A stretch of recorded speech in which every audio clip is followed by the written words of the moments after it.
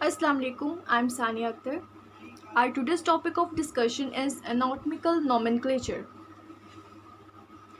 in which we studies the different methods of naming the anatomical structures. First of all, we must have a knowledge about anatomical position. What is the anatomical position? It's a position in which our body is standing erect and with the palms directed forward and the eyes looking forward,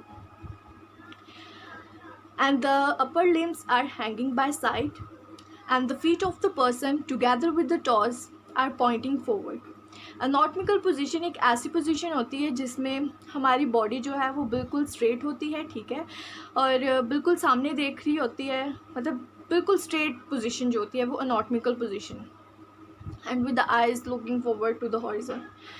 so anatomical position की अगर हम लोग example लें तो हम लोग dead body को consider कर सकते हैं, जिसमें क्या होता है कि वो बिल्कुल स्ट्रेट एक डायसेक्शन टेबल पे हम लोगों ने रखा होता है उसको, और उसका जो हेड है वो रूफ की तरफ पॉइंट कर रहा होता है, ठीक है ना, पॉइंट डायरेक्ट होता है, ठीक है. तो उस पोजीशन को भी हम लोग जो है वो अनॉटमिकल पोजीशन ही कंसीडर करेंगे. नेक्स्ट हम लोग डिस्कस कर लेते हैं different planes of the body. So different planes of, there are 3 principal planes: median plane, coronal plane and transverse plane. अगर हम एक बॉडी को अनॉटमिकल पोजीशन में कंसीडर करते हैं तो 3 तरह के प्लेन्स होते हैं: median, coronal and transverse. First of all the median plane. Median plane is the vertical plane which cuts the body into the 2 equal halves, and that's half are left and right. ऐसा plane जो कि body को divide कर रहा है into the left और right side, तो उस प्लेन को हम लोग कहेंगे मीडियन प्लेन. नेक्स्ट आ जाता है कॉर्नल प्लेन. कॉर्नल प्लेन जो होता है, अब मीडियन प्लेन तो बॉडी को डिवाइड कर रहा है into the left and the right side, ठीक है, और मीडियन प्लेन के पैरेलल भी कुछ प्लेन्स होते हैं, ठीक है, जिनको हम लोग सैगिटल प्लेन कहते हैं, पैरासैगिटल प्लेन कहते हैं और पैरामीडियन प्लेन कहते हैं. कॉर्नल प्लेन एक ऐसा प्लेन होता है जो कि बॉडी को डिवाइड कर रहा होता है into the interior and posterior section, ठीक है. मीडियन प्लेन तो बॉडी को डिवाइड कर रहा है into the left and the right side, लेकिन जो कॉर्नल प्लेन होता है वो बॉडी को डिवाइड कर रहा है into the interior and posterior surface. तो इस हिसाब से जब हम लोग देखते हैं जो कॉर्नल प्लेन है वो तो आ गया at the right angle to that of a median plane, ये राइट एंगल बना रहा होता है, ठीक है, कॉर्नल प्लेन जो होता है. Next one is the transverse plane. Transverse plane जो होता है एक हॉरिजॉन्टल प्लेन होता है जो कि बॉडी को डिवाइड कर रहा होता है into the upper and the lower section, ठीक है. इसको हम लोग इसलिए हॉरिजॉन्टल प्लेन भी कहते हैं. सो यहाँ हम लोगों ने 3 प्लेन जो है ना वो डिस्कस कर लिए, ठीक है, जब बॉडी अनॉटमिकल पोजीशन में होगी. नेक्स्ट हम लोग डिस्कस कर लेते हैं कि एनाटॉमी में, in anatomy we use different terms and to describe the position and the relationship of the structures, and hence we call them terms of a position and terms of a movement. Terms of a position को discuss कर लेते हैं, जिसमें हम लोग एक body की या एक स्ट्रक्चर, बॉडी में जो स्ट्रक्चर होता है या ऑर्गन होता है उसकी लोकेशन जो है ना वो हम लोग चेक कर रहे होते हैं with respect to that of the other location of the other organ और स्ट्रक्चर.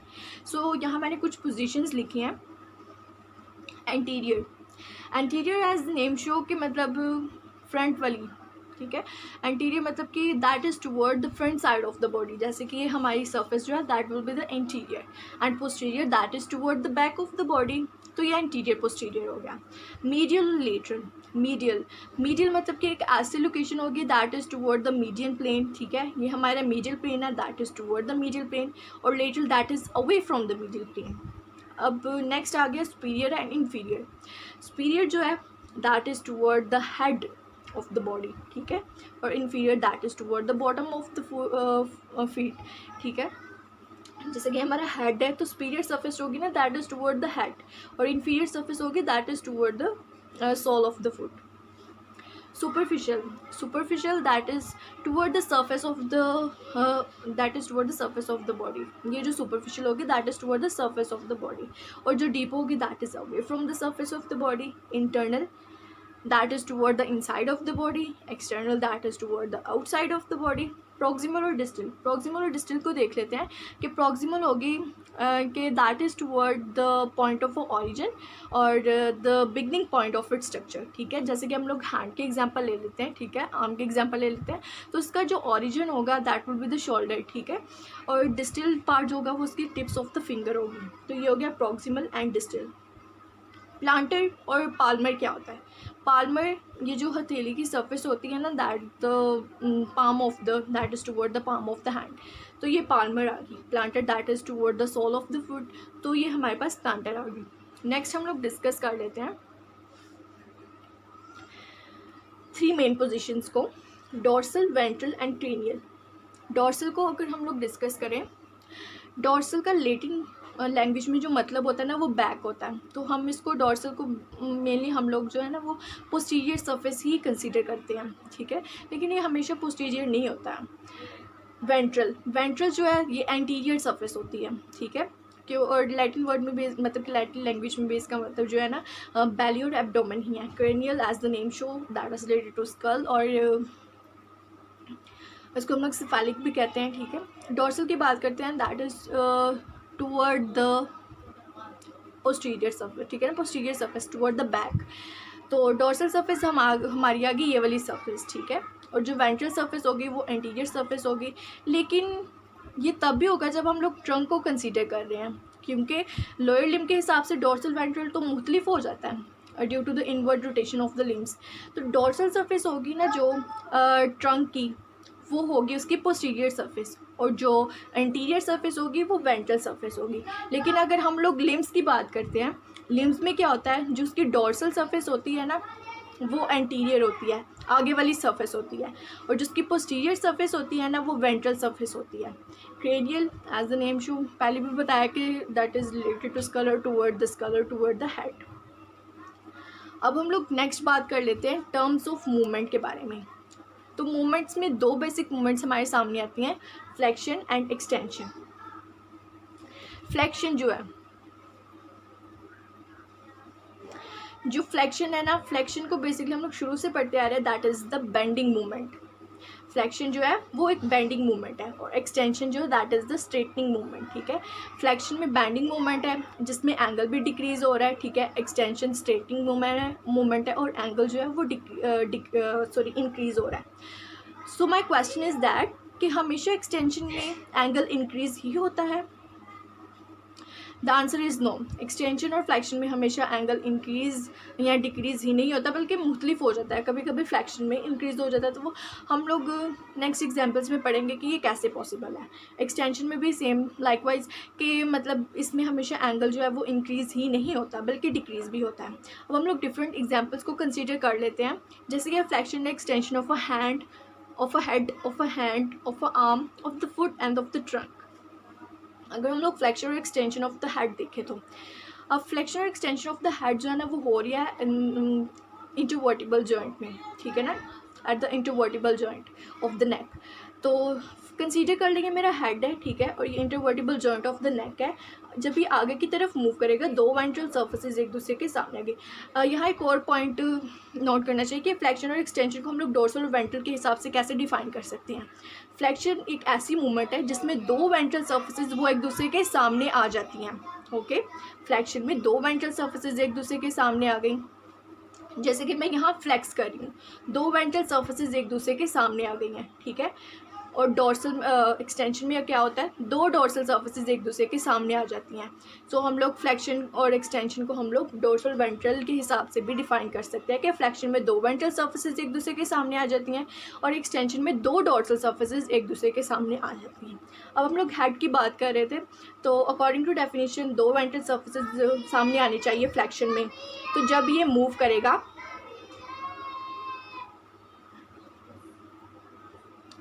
तो फ्लेक्शन और एक्सटेंशन की हम लोग बात कर रहे थे, तो जब ये मूव करेगा आगे की तरफ, ठीक है ना, जब हेड हमारा आगे की तरफ मूव करेगा, that will be the flexion, ठीक है। एंगल भी डिक्रीज हो रहा है और ये आगे की तरफ मूव कर रहा है। अब हम लोग एक्सटेंशन की बात कर लेते हैं, हेड की ही। तो जब ये बैक मूव करेगा in the at the intervertebral joint of the neck, जब ये बैकवर्ड मूव करेगा तो एंगल फिर डिक्रीज होगा। हैंस प्रूव्ड के एक्सटेंशन में जो एंगल है वो हमेशा इंक्रीज ही नहीं होता बल्कि डिक्रीज भी होता है। अब हम लोग देख लेते हैं flexion and extension of the hand. Flexion और एक्सटेंशन ऑफ द हैंड की अगर हम लोग बात करें, तो ये हमारा हैंड है, इसको हम लोगों ने मतलब कि फ्लेक्स करवाया, एंगल डिक्रीज़ हुआ, ये टेक प्लेस कर रहा है एट द रिस्ट जॉइंट पे, ये मूवमेंट हो रही है, ठीक है। तो angle between the bones of the hand and the forearm will decrease, and अगर हम लोग इसको एक्सटेंड करवाएंगे, ठीक है, तो ये भी रिस्ट जॉइंट पे एक्सटेंशन हो रही है, तो इसमें भी जो एंगल है ना वो डिक्रीज़ हो रहा है, ठीक है। इसमें भी एंगल डिक्रीज़ हो रहा है, हेड की फ्लेक्शन और एक्सटेंशन में भी डिक्रीज़ हो रहा है, और हैंड की फ्लेक्शन और एक्सटेंशन में भी जो एंगल है वो डिक्रीज़ हो रहा है। अगर हम लोग आर्म की बात कर लेते हैं, आर्म की जो फ्लेक्शन और एक्सटेंशन है ना वो टेक प्लेस कर रही है at the shoulder joint. Arm की फ्लेक्शन और एक्सटेंशन जो है ना वो टेक प्लेस कर रही है एट द शोल्डर जॉइंट। तो मतलब इसमें जो एंगल करना है वो कोई चक्कर नहीं है कि मतलब एंगल इंक्रीज़ हो रहा है या एंगल डिक्रीज़ हो रहा है, एंगल सेम ही रहेगा इसमें, ठीक है। और जो फ्लेक्शन ऑफ द आर्म कैसे होगी, जब हम आर्म को मूव करवाएंगे अपवर्ड, फॉरवर्ड, अपवर्ड और मीडियली मतलब कि टूवर्ड द मिडल लाइन, ठीक है, जब हम लोग इसको मूव करवाएंगे। और एक्सटेंशन की बात कर लेते हैं। एक्सटेंशन में क्या होगा कि आर्म जो है वो बैकवर्ड मूव करेगी, ठीक है, डाउनवर्ड मूव करेगी और लेटरली मूव करेगी, ये होगी एक्सटेंशन। अब हम लोग बात करते हैं flexion and extension of the foot. Flexion और एक्सटेंशन ऑफ द फुट जो है ना वो एक डिफरेंट आ जाता है थोड़ा बहुत इसमें, कि क्योंकि हम जब लिम्स की बात करते हैं तो उसमें जो हमारी डोर्सल सरफेस है that will be the anterior surface, और जो हमारी वेंट्रल सरफेस है that will be the posterior surface. तो फ्लेक्शन और एक्सटेंशन फुट के हिसाब से ऐसे होगी कि due to the 90 degree of rotation की वजह से जो हमारी डोर्सल सरफेस है ना वो एंटीरियर हो गई हुई है, और जो हमारी वेंट्रल सरफेस है वो पोस्टीरियर हो गई हुई है। और फुट की बात करेंगे तो उसकी डोर्सल सरफेस सुपीरियर हो गई हुई है और इसकी वेंट्रल सरफेस नीचे की तरफ हो गई हुई है। अब हम बात कर लेते हैं फ्लेक्शन और एक्सटेंशन की बात कर लेते हैं ऑफ द फुट की। तो फुट फ्लेक्स इस तरह होगा कि फॉर एग्जांपल कि ये फुट है, जब इसने फ्लेक्स करना है दो वेंट्रल सर्फेसेज एक दूसरे के सामने आनी चाहिए ड्यूरिंग द फ्लेक्शन। जब ये नीचे की तरफ मूव करेगा दो वेंट्रल सर्फेसेज एक दूसरे के सामने आ गई फुट, तो एंगल जो है वो इंक्रीज़ कर रहा है। हैंस इट इज़ प्रूव कि फ्लेक्शन में हमेशा एंगल डिक्रीज़ ही नहीं होता बल्कि इंक्रीज़ भी होता है, ठीक है। जब हम इसको नीचे की तरफ मूव करवाएंगे तो एंगल जो है वो इंक्रीज़ करेगा। अब हम लोग बात कर लेते हैं एक्सटेंशन की। जब हम लोगों ने अब एक्सटेंशन में दो डोर्सल सर्फेसेज एक दूसरे के सामने आ रही होती हैं, तो जब हम लोग इसको मूव करवाएंगे फुट को ऊपर की तरफ तो ये थोड़ा सा फ्लेक्स करेगा, ठीक है, और एंगल जो है वो डिक्रीज़ हो जाएगा एक तो, ठीक है। और इसको हम लोग डोर्सिफ्लेक्शन कहते हैं। डोर्सिफ्लेक्शन मतलब कि दो डोर्सल सर्फेसेज जो है ना वो एक दूसरे के सामने आ गई हैं और ये फ्लेक्स कर रहा है और एंगल डिक्रीज़ हो गया। तो इस हिसाब से थोड़ी फ्लेक्शन और एक्सटेंशन जो है ना वो फुट की थोड़ी डिफरेंट है। अब हम लोग ट्रंक की बात करते हैं। अब हम लोग ट्रंक की बात करते हैं कि फ्लेक्शन और एक्सटेंशन ट्रंक में कैसे हो रही है, कि जब हम लोग नीचे मूव करते हैं कोई चीज़ पिक करने के लिए तो वो हमारी फ्लेक्शन मूवमेंट होगी, ठीक है। और एक्सटेंशन है मतलब कि ट्रंक की जो एक्सटेंशन है ना वो लिमिटेड होते हैं, मतलब हम लोग पीछे नहीं हो सकते इतना, क्योंकि ये जो है ना वो बेसिकली फ्लेक्शन और एक्सटेंशन ऑफ द ट्रंक है ना वो टेक प्लेस कर रही होती है एट द इंटर वो मतलब कि वर्टिबल कॉलम पे जो है ना वो वर्टिबल कॉलम पे हो रही होती है फ्लेक्शन और एक्सटेंशन ऑफ द ट्रंक। तो इस हिसाब से हम लोगों ने डिफरेंट एग्जाम्पल को एग्जामिन किया। फ्लेक्शन एंड एक्सटेंशन हेड के हिसाब से एंगल डिक्रीज़ हो रहा है, ठीक है, हैंड में भी एंगल डिक्रीज़ हो रहा है, आर्म में एंगल का कोई फ़र्क नहीं है। ऑफ द फुट और डोर्सिफ्लेक्शन और डोर्सिफ्लेक्शन और दूसरी प्लांटर फ्लेक्शन हो रही है, ठीक है। प्लांटर फ्लेक्शन ही जो है ना वो रियल फ्लेक्शन है, डोर्सिफ्लेक्शन जो है ना वो मेनली एक्सटेंशन है। अब हम लोग ट्रंक की ट्रंक की हम लोगों ने बात कर ली कि जिसमें जो एंगल इसमें भी ज़्यादा फ्लेक्शन कर रहे हैं, आगे का एंगल जो है ना वो डिक्रीज़ हो रहा है, लेकिन एक्सटेंशन जो है ना वो इसमें लिमिटेड है क्योंकि हम लोग ज़्यादा बैक एक्सटेंड नहीं कर सकते। अब हम लोग बात करते हैं अबडक्शन और एडक्शन की। अबडक्शन का बेसिकली मतलब होता है कि अवे मूव करना फ्रॉम द मिडल लाइन और मीडियन प्लेन, और एडक्शन में जो है ना मतलब कि टुवर्ड द मिडल लाइन और मीडियन प्लेन जो है ना मूव करना। अब हम लोग डिफरेंट एग्जांपल्स ले लेते हैं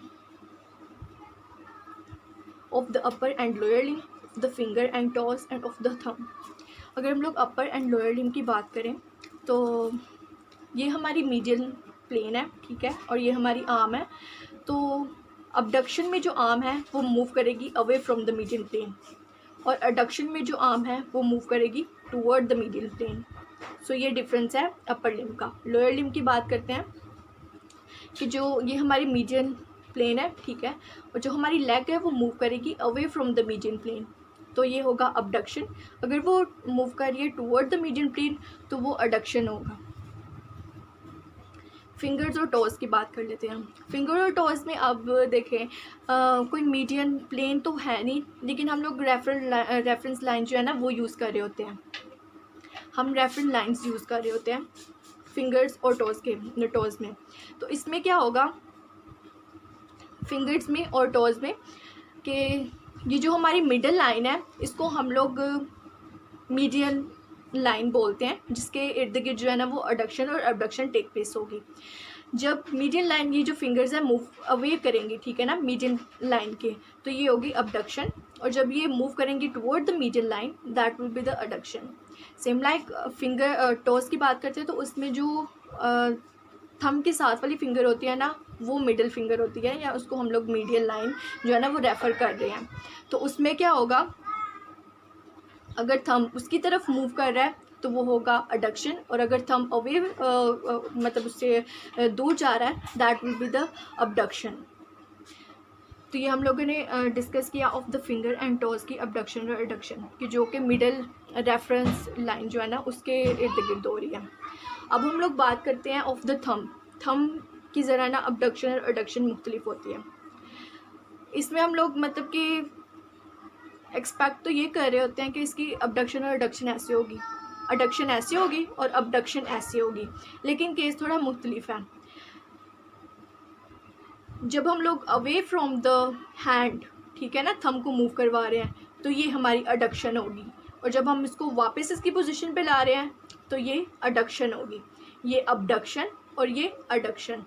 अब हम यहाँ फ्लेक्शन और एक्सटेंशन को भी जो है ना वो एक्सप्लेन कर लेते हैं कि फ्लेक्शन और एक्सटेंशन फिर यहाँ कैसे होगी थंब के कार्पल जॉइंट्स पे। जब हम लोग इसको फ्लेक्स कर रहे हैं, ठीक है, बेंडिंग मूवमेंट, तो ये फ्लेक्शन है। जब हम इसको एक्सटेंड कर रहे हैं तो ये एक्सटेंशन है। ये होगी abduction, adduction, flexion and extension. तो ये थंब के इर्द गिर्द जो है ना वो ये मूवमेंट्स हैं। तो इनमें थोड़ा कन्फ्यूजन हो जाती है कि अडक्शन अबडक्शन कौन सी है और फ्लेक्शन एक्सटेंशन कौन सी है। तो होपफुली क्लियर हो गया होगा। अब हम लोग बात कर लेते हैं दूसरी मूवमेंट्स की, rotation. As the name show कि कोई बॉडी रोटेट कर रही है अलोंग द एक्सिस, ठीक है, एक फिक्स्ड एक्सिस है उसके अराउंड जो है ना वो रोटेट करती है, तो उसको रोटेशन कहते हैं। अब रोटेशन की ना दो टाइप्स हैं, एक है मीडियल रोटेशन और एक है लेटरल रोटेशन। मीडियल रोटेशन में क्या होती है, हमारे anterior surface of the hand और arm that move toward the median plane और मिडल प्लेन, ठीक है। तो जब वो away from the median plane move करेगी तो वो लेटरल रोटेशन होगी। एंटीरियर सरफेस, ओके, पोस्टीरियर नहीं, एंटीरियर सरफेस। एंटीरियर से जब वो मूव करेगी मीडियन प्लेन की तरफ तो ये होगी एंड मीडियल रोटेशन, और जब अवे मूव करेगी तो that will be the lateral rotation. अब हम लोग बात करते हैं सर्कमडक्शन के बारे में। सर्कमडक्शन जो है that is the sum of the four movements, ठीक है, adduction, abduction, flexion and extension. Thumb की एग्जांपल ले लेते हैं। थंब सर्कमडक्शन की मूवमेंट कैसे शो करेगा, इसने करनी है, ये होगी flexion, abduction, extension, adduction, flexion, abduction, extension, adduction. तो इस तरह ये मूव कर रहा है, तो ये सर्कमडक्शन मूवमेंट हो गई, ठीक है। चार मूवमेंट्स का सम है, फ्लेक्शन, अबडक्शन, एक्सटेंशन, अडक्शन। तो ये चार मूवमेंट्स का जो है ना वो सम है।